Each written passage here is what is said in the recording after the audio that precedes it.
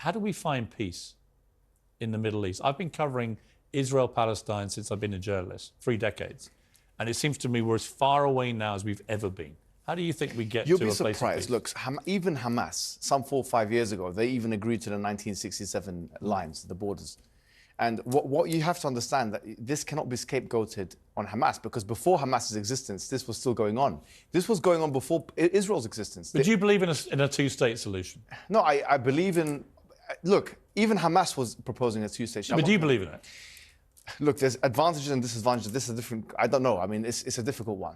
Could you imagine 2 states next to each other living in peace? Palestine, Israel. Look, it's a possibility. I mean, as I say, even Hamas was saying that that's a possibility. I mean, this was 4 years ago. But what I want to bring to your attention is that nothing can happen if the international body or the UN becomes a toothless agency. In 2018 to 19, when actually 221 people were killed on a peaceful protest in Gaza. It was called the Great March of Gaza. 220 people died. Hamas didn't shoot a bullet. No rocket was launched, yeah? So 220 people died, and this is even mentioned by the UN and these kind of agencies.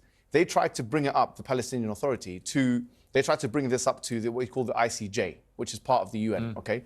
What happened is the Donald Trump administration, they threatened to freeze the assets of the ICJ, which tells you the following. What are the Palestinian people to do? Because the fact of the matter is, if they try and bring it up... Let me ask you... let me finish the point. Let me finish the point. If they try and bring it up... We're running out of time, that's why I'm jumping in. If they try and bring it up to international law, it's thwarted. I do think international law matters. Sure.